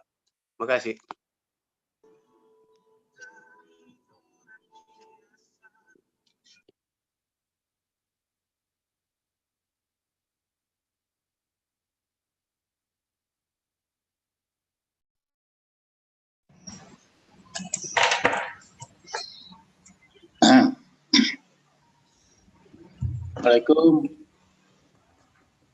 Assalamualaikum. Waalaikumsalam warahmatullahi wabarakatuh. Pak Adel, saya Pak Zainuddin Pak dari GPI Gabungan Ekspor Sulbar. Ini saya mau tanyakan Pak. Tadi Bapak menyatakan bahwa ekspor kita jumlah ekspor kita 273 yang beralamat 197, 47 eksportir baru. Ini Pak yang saya mau tanyakan, bagaimana pendapat Bapak sekarang adanya kendala kekurangan kontainer yang ada sekarang di Indonesia, khususnya di Sulawesi Selatan. Bagaimana caranya Bapak bisa mencari bagaimana menghubungi beberapa pengusaha kontainer yang ada di luar supaya bisa memenuhi kebutuhan dalam negeri. Gitu. Nah, cukup besar ini kalau Sulawesi Selatan ini penambahan 47 eksportir tidak gampang itu Pak kontainernya. Pak. Nah, setahunya saya Pak, ini Tidak mungkin terjadi seperti ini kalau tidak ada masalahnya. Apa masalahnya? Ya importirnya kan kurang, eksportirnya banyak. Gitu. Dan mungkin bea cukai tidak memikirkan ke sana juga. Dia memikirkan bea cukai bagaimana devisa PE-nya bisa masuk. Saya rasa sampai di situ aja dulu Bapak bisa pikirkan. Kalau kita mau tanya lagi Bapak, sekarang pendapatan Bapak sekarang DPA-nya Pak berapa? Dari sekian ratus orang pengusaha yang aktif. Jadi jangan jangan ditutup-tutupi. Ya, sampaikan kepada para eksportir. Kita punya sekian tahun ini, tahun 2019 sekian. Itu belum pernah saya dapat laporan-laporan khusus dari bea cukai bahwa pendapatan DPA-nya, devisa pendapatan ekspornya sekian sedang 1 tahun di tahun 2019. Begitu pun juga 2020 ya mungkin lebih tidak bisa lagi saya dapat. Nah, kita harus tahu juga karena kita ini gabungan eksportir Indonesia Pak, itu sangat terpukul sekarang masalahnya kenapa bisa seperti ini. Kontainer kosong, kontainer tidak bisa. Apa masalahnya, negara mana? Ya terus terang saja, kita sudah minta audiens dengan Pak Menteri. Mungkin hari Senin ini kita diterima GPI dengan Depalindo. Betulan saya juga di Depalindo Selatan, Pak. Depalindo itu Dewan Pemakai Jasa Angkutan. Jadi mohon Pak, sedikit ada informasi yang tepat. Jangan cuma kita dikejar, oh ini masuk dia punya oh ini ekspornya sekian, ini besar. Tapi kita tidak tahu begitu apa masalahnya. Kita tidak tahu bagaimana permasalahannya eksportir keluar, bagaimana caranya bisa bergerak barangnya. Sekarang di Makassar saya tahu banyak barang yang mau diekspor, tapi tidak ada kontainer. Begitu pula dari Jawa, begitu Pak. Dan kalaupun ada, harganya sudah 3 kali lipat, bukan lagi 2 kali lipat, 3 kali lipat sekarang. Kalau ada. Nah, itu saja dulu Pak. Terima kasih Pak Adel. Terima kasih Bapak. Kami persilakan kepada Bapak Adel untuk langsung menanggapi. Ada 2 pertanyaan ya tadi ya dari Pak Sijaya, mungkin nanti bisa ditanggapi juga dari Pak Irfan ya yang terkait langsung dengan penerbitan HC. Mungkin saya langsung ke Pak Zainuddin dari GPI Sulselbar. Terima kasih Pak Zainuddin untuk pertanyaannya.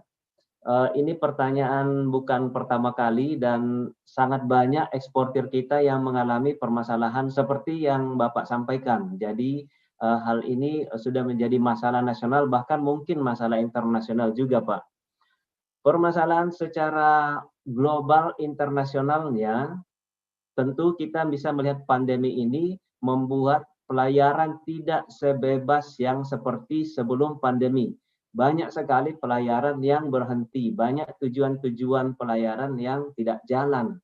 Nah, ini secara secara pergerakan kontainer menjadikan kontainer ada yang menumpuk di satu tempat, ada yang kekurangan karena jalur pelayaran belum normal seperti sebelumnya, Pak. Jadi ini yang kami dapatkan informasinya dari perusahaan-perusahaan pelayaran, perusahaan yang memang mengurusi logistik.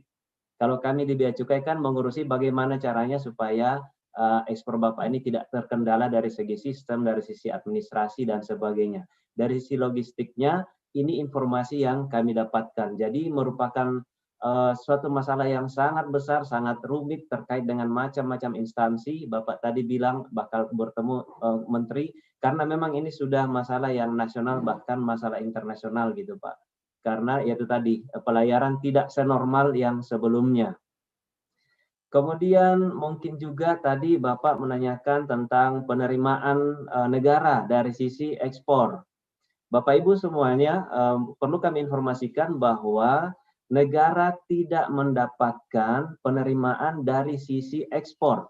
Ya, negara tidak memungut pajak, tidak memungut bea bea masuk. Kalau ada mengimporkan ada bea masuk. Nah, dari sisi ekspor negara itu tidak mentargetkan untuk menerima uang dari pengusaha, dari entrepreneur, dari eksportir. Negara tidak mengharapkan ada penerimaan uang dari Bapak Ibu semuanya. Silakan berbisnis. Yang kita sampaikan adalah angka-angka devisa. Devisa itu adalah hasil penjualannya Bapak Ibu. Itu tidak masuk ke negara, tetapi masuk ke Bapak Ibu sendiri sebagai eksportir. Itu yang tadi disampaikan Pak Evi, devisa ekspor kita. Kurang lebih itu adalah penjualannya, angka penjualannya Bapak Ibu sendiri. Itu tidak masuk ke negara. Ya, jadi kalau kita menyebut devisa ekspor kita tahun ini sekian, itu adalah penjualannya Bapak Ibu eksportir sendiri. Ya, bukan masuk ke negara. Nah, dari sisi ekspor, satu-satunya penerimaan yang boleh dikata masuk negara adalah namanya bea keluar, Bapak Ibu. Bea keluar sendiri ini adalah bukan bentuk target untuk menerima uang dari eksportir, tetapi dalam rangka untuk membatasi, mengatur perdagangan, sehingga bea keluar ini hanya diterapkan kepada produk-produk tertentu. Misalnya produk-produk kayu yang belum diolah, ya, yang belum diolah sesuai aturan. Kemudian biji coklat, kemudian produk kulit dan sebagainya. Artinya produk misalnya biji coklat dikenakan bea keluar. Kenapa Bapak Ibu? Karena pemerintah kita inginnya coklat ini, biji coklat diolah dulu jadi produk sesuatu baru diekspor. Nah, setelah diolah dia tidak akan kena bea keluar lagi. Kalau Bapak Ibu ingin mengekspor dalam bentuk biji, silahkan. Tetapi sekali lagi negara mengatur, bayar dulu bea keluarnya. Itu mungkin satu-satunya penerimaan dari ekspor. Selebihnya silahkan Bapak Ibu mau ekspor ikan, mau ekspor rumput laut, mau ekspor apa, negara tidak mendapat penerimaan dari situ. Semuanya masuk ke kantong Bapak Ibu semuanya. Mungkin itu yang bisa kami sampaikan. Sekali lagi kita berdoa ya semoga pelayaran kembali lancar sehingga distribusi kontainer ini bisa terdistribusi dengan sebaik-baiknya. Sekali lagi salam sukses untuk Bapak Ibu semuanya.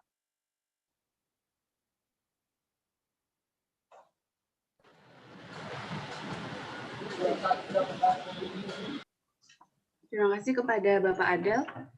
Mungkin dari Bapak Muhammad Irfan, selaku perwakilan dari Balai KIPM Makassar. Baik, Bu Putri, terima kasih banyak atas kesempatannya. Terima kasih Pak Wijaya dari Rahayu. Tadi bertanya mengenai penerbitan HC. Jadi kami telah jelaskan tadi sebelumnya bahwa penerbitan HC itu ada prosesnya. Jadi sebelum diterbitkan HC, terlebih dahulu kami harus memastikan bahwa jenis, jumlah, dan ukuran dari produk perikanan yang dilalu lintaskan itu sesuai dengan permohonan yang Bapak, Ibu, para eksportir sampaikan ke kami. Jadi prosedurnya adalah bahwa HC bisa diterbitkan setelah dilakukan pemeriksaan fisik. Dalam hal ini untuk pengiriman melalui pelabuhan akan kami lakukan pengawasan staffing yang jika telah sesuai dengan jumlah, jenis, dan ukurannya itu baru bisa kita terbitkan health certificate. Nah, untuk menjadi kendala para eksportir yang memiliki beberapa jenis kontainer. Jika satu kontainer biasanya karena prosesnya juga cukup cepat, jadi setelah pengawasan staffing sudah bisa langsung kita terbitkan health certificate-nya, kemudian dilakukan pengajuan untuk nota pelayanan ekspornya. Nah, untuk yang mengekspor beberapa kontainer sekaligus, itu di kami di Balai Besar KIPM Makassar telah memberikan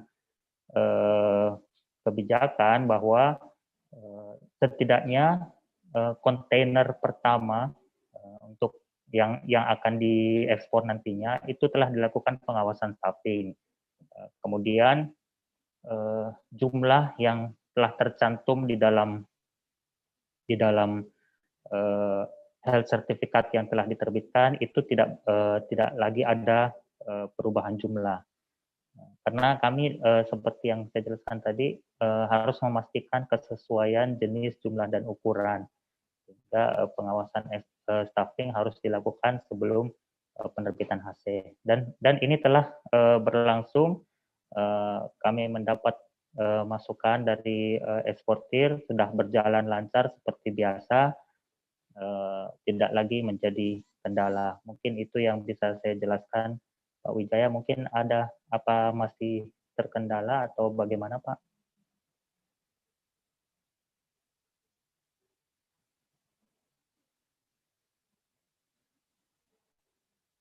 Mungkin sudah bisa terjawab.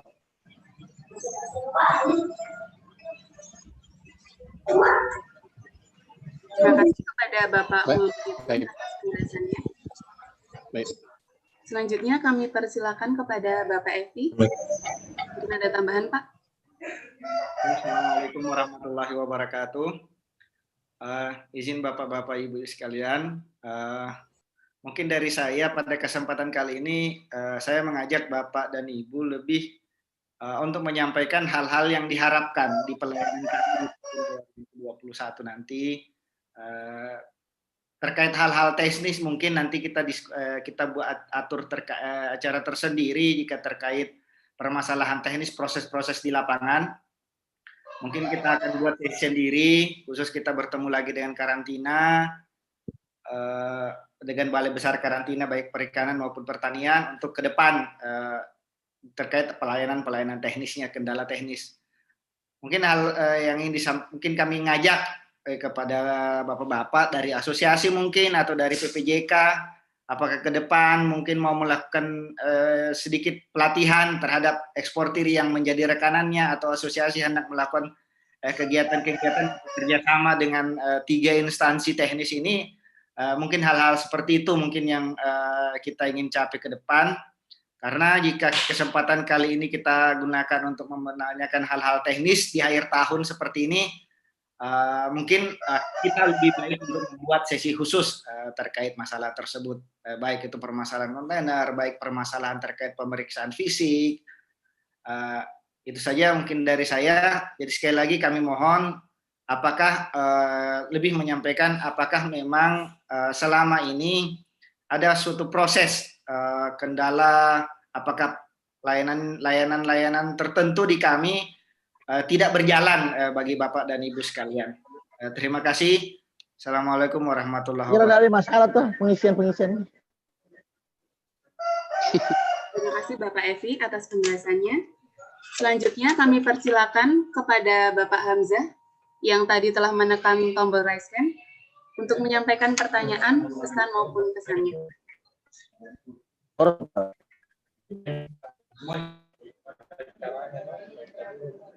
Bukan di lain jadi.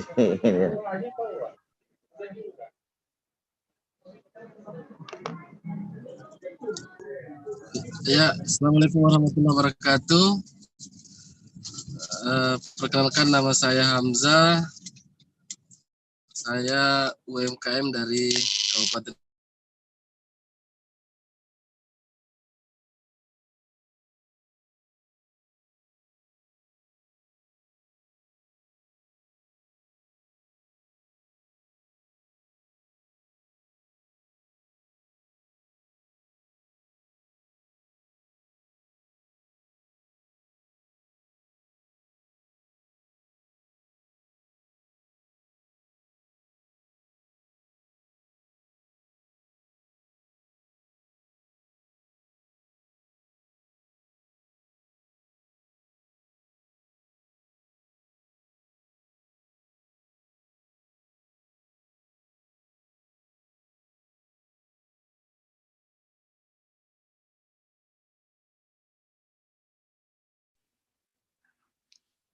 Sepertinya Pak Hamzah tadi keluar ya?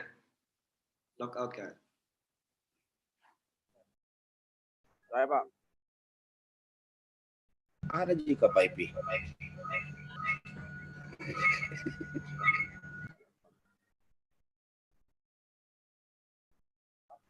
Ini lagi.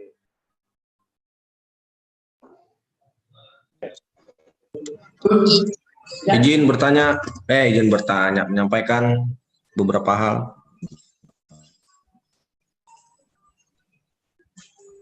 Silakan Pak.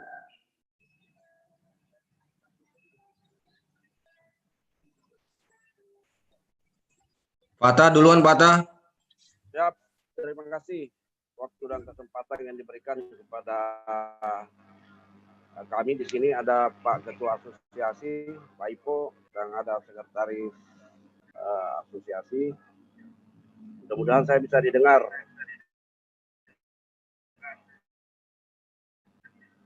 Ya, sampai Pak Adel, Bapak-bapak dari karantina. Perkenalkan saya Pak Hatta dari Asosiasi Logistik Indonesia.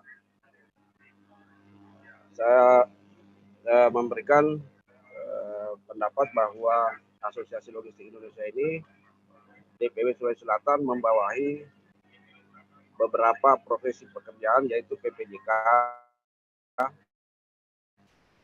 kemudian angkutan, kemudian jasa pengiriman barang. Jumlah anggota kita Pak Del adalah kurang lebih 180 domestik dan ekspor impor. Lebih 60 yang Bapak sampaikan tadi meningkatkan ekspor di Sulawesi Selatan ini. Terbukti ada kurang lebih 47 eksportir baru untuk bisa lebih bertambah lagi ke depan. Kemudian di laporan tadi mengatakan bahwa nilai jumlah ekspor kita meningkat di 2020, alhamdulillah. Kemudian saya tanggapi juga masalah kegiatan ekspor kita by sistem online, cuma sesuai laporannya Pak Ipi tadi masih ada 100 sekian yang pembetulan. Jadi fokusnya kita adalah kenapa bisa pembetulan, bisa ditekan kesalahan-kesalahan itu. Pekerjaan kami di asosiasi adalah selain mengurusi dokumen-dokumen yang dikuasakan oleh eksportir atau importir, juga mengurusi booking spek kapal hingga mulai door-to-door service, mulai dari negara Indonesia sampai hingga di luar negeri. Termasuk di dalamnya mengurusi dokumen karantina, baik karantina laut dan karantina ikan dan karantina tumbuhan. Kemudian mengurusi alat-alat kerja, baik trakin, buruh dan seterusnya Pak. Nah, kendala yang kami dapat dari anggota masih perlu pembenahan Pak Del, yaitu tadi karena banyaknya stakeholder ya dengan terlibat dalam kegiatan ekspor ini, dia cukai dengan peraturan dirjennya nomor 07/2019. Tadi juga sudah disebut oleh Pak Irfan, juga punya undang-undang dari karantina masing-masing lah. Sehingga kalau ini tidak dikolaborasikan dengan baik, maka muncul banyak tantangan, kendala-kendala yang merupakan, artinya kalau kita melihat masing-masing kacamata dari Bea Cukai melihat dengan undang-undangnya, karantina melihat dengan undang-undangnya, maka itulah sering muncul kendala di lapangan. Seperti yang disebut tadi rekan saya Pak Jaya, bahwa ketika dilakukan kegiatan angkutan, ya kegiatan angkutan, maka tidak semuanya serta-merta langsung masuk ke pelabuhan. Kenapa seperti itu? Karena ada dokumen tertentu yang diterbitkan oleh karantina ikan misalnya harus sekaligus.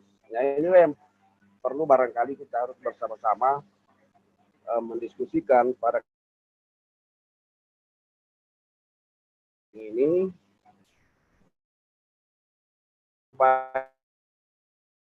saya yang bayangkan Pak, kalau misalnya 10 kontainer, lalu kemudian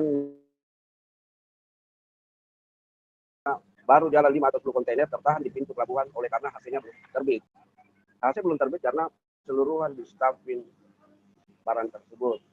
Sedangkan kita bisa melanjutkan proses tahap berikutnya ke NPE, yaitu ketika hasil terbit. Nah, misalnya, yang pertanyaan saya Pak Adel adalah bagaimana ketika terjadi perubahan data yang kita sudah input di bea cukai, sudah input di karantina, tapi lalu kemudian ada perubahan data. Bagaimana mengkondisikan antara data di bea cukai dengan data di karantina itu sama. Jangan data sepihak, bahwasanya hanya data di bea cukai dirubah, tapi data di karantina tidak dirubah. Ini kan pada akhirnya akan menjadi temuan yang akan boleh jadi mengorbankan kawan-kawan kita di bea cukai kalau dia melakukan perubahan sepihak.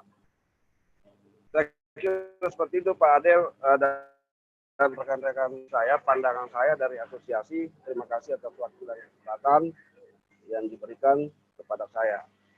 Assalamualaikum warahmatullahi wabarakatuh. Baik, terima kasih Bapak Muhammad Hatta atas pertanyaannya. Langsung saja kami persilakan kepada Bapak Adel untuk langsung menanggapi. Terima kasih Pak Hatta. Sekali lagi, ini momen kesan dan pesan sebetulnya, bukan bertanya. Jadi nanti tolong Pak Hamzah di invite lagi ya Bu Putri. Saya tidak mau terlalu teknis menjawab Pak Hatta, biar kesan happy akhir tahun ini tetap kita bisa rasakan. Yang saya ingin boleh sampaikan Pak Zainuddin bahwa tentu saja peraturan-peraturan itu pasti ada. Yang dilakukan oleh semua instansi saat ini, dan tentu Bapak Ibu yang sudah lama berkecimpung di dunia ekspor-impor ini pasti bisa melihat perubahan, perbaikan-perbaikan yang terus dilakukan oleh semua instansi, baik bea cukai maupun karantina maupun siapapun yang terlibat dalam proses ekspor-impor. Dari hari ke hari perbaikan-perbaikan terus-menerus dilakukan. Kalau dulu Bapak Ibu harus ngantri di kantor bea cukai, mungkin di karantina harus ngantri dan sebagainya. Bayangkan sekarang Bapak Ibu bekerja dari rumah.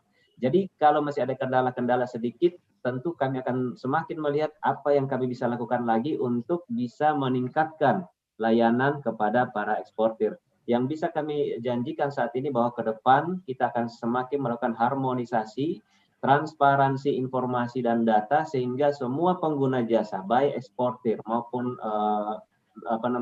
asosiasi, PPJK dan sebagainya yang terlibat di dalamnya bisa melakukan bisnisnya dengan sebaik mungkin. Itu yang kami bisa janjikan, bahwa ke depan kita akan semakin baik melakukan harmonisasi, persamaan, kami akan semakin berkoordinasi juga antar instansi.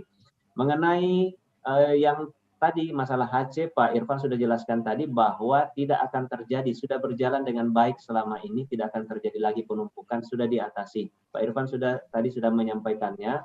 Dan mengenai perubahan-perubahan data, semua ada mekanismenya juga, semuanya bisa dilakukan lewat online, baik oleh eksportir maupun dibantu oleh PPJK-nya. Mungkin untuk permasalahan teknis sampai saat itu dulu, Pak Hatta. Ya, harapan kami kita akan menutup tahun ini dengan hal-hal positif dari catatan Bapak Ibu semua. Baik, saya kembali ke Mbak Putri. Terima kasih Pak Adel. Selanjutnya, sepertinya Bapak Hamzah maksud saya sudah terhubung kembali dengan kami. Silakan dengan pertanyaannya, Pak Hamzah. Assalamualaikum warahmatullahi wabarakatuh. Selamat pagi menjelang siang. Perkenalkan, nama saya Hamzah, UMKM dari Kabupaten Pindrang. Alhamdulillah tahun ini di bulan 11 kemarin sudah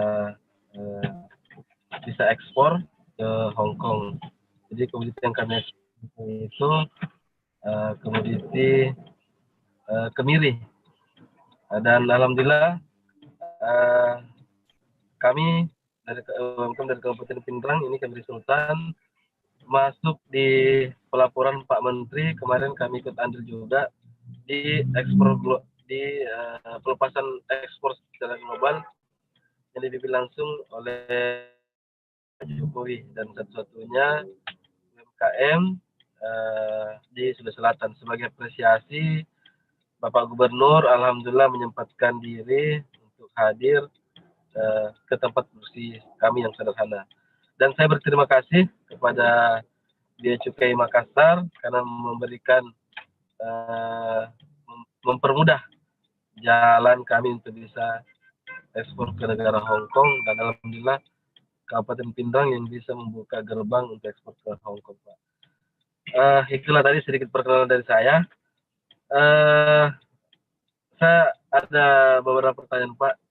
Alhamdulillah per kemarin saya komunikasi dengan buyer dari Timur Tengah. Mereka minta komoditi kayu manis, kemiri dengan mente. Yang saya mau tanyakan, kebetulan Timur Tengahnya itu Pak daerah Syria atau Syria. Kalau saya tidak salah, Syria itu daerah konflik. Bagaimana Pak sistem ekspor ketika kita berhubungan dengan daerah konflik di Timur Tengah begitu, Pak? Saya terima kasih banyak untuk PT Samudra sebagai partnership kami untuk ekspor. Jadi itu Pak, terima kasih banyak. Assalamualaikum warahmatullahi wabarakatuh.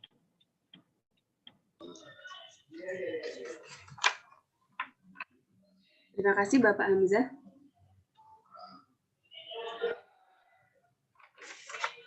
Kami persilakan kepada Bapak Adel Tuswolo untuk langsung menanggapi. Terima kasih Pak Hamzah. Satu kebanggaan juga ya bisa menghadirkan Pak Hamzah di sini karena beliau adalah salah satu dari 47 eksportir baru yang muncul di tahun 2020 kemarin. Selamat untuk Pak Hamzah, dan harapan kami Bapak akan semakin berkembang ke depannya, bukan hanya kemiri, hasil-hasil alam yang lain juga, dan kalau bisa produk olahan Pak ya. Kami tahu Pak Hamzah ini entrepreneur di Pindrang dan sekitarnya, banyak membina teman-teman juga di sana. Kita doakan semoga semakin banyak kontainer meluncur dari Pindrang. Tadi pertanyaannya tentang produknya kebanyakan pertanian Pak ya, jadi mungkin akan banyak berkaitan juga dengan karantina pertanian. Kami percaya karantina pertanian juga sudah memberikan dukungan terbaik untuk memperlancar urusan Bapak selama ini. Mengenai berurusan dengan negara konflik, biasanya itu ya Bapak Ibu, ini untuk calon-calon eksportir juga, konflik itu biasanya hanya ada di TV Bapak Ibu. Ya, biasanya hanya ada di TV. Ya, jadi bukan berarti seluruh negara itu berkonflik. Itu hanya ada di di titik-titik tertentu, misalnya orang bilang rusuh di Makassar misalnya gitu ya. Rusuh di Makassar itu biasanya hanya di flyover atau di depan kampus A atau depan kampus B. Tidak seluruhnya Makassar itu rusuh. Nah, kurang lebih sama dengan negara konflik Bapak Ibu yang kita tahu, biasanya itu konfliknya itu seru, luar biasa seru di TV, tetapi di sana pariwisata juga jalan, perdagangan juga jalan di daerah-daerah yang tentu tidak kena konflik. Nah, kami percaya Pak Hamzah bisa komunikasi lebih lanjut dengan calon partnernya di sana, sepanjang dia bisa meyakini bahwa dia bisa mengimpor, dia bisa memenuhi ketentuan-ketentuan di sana, itu tidak masalah Pak Hamzah, lanjut saja seperti biasa. Kita doakan semoga Syria juga semakin aman ya, semakin berkurang beritanya selama ini. Semoga semakin aman dan bisa menjadi pasar dari produk-produk Sulawesi, khususnya Pindrang selanjutnya. Maju terus Pak Hamzah.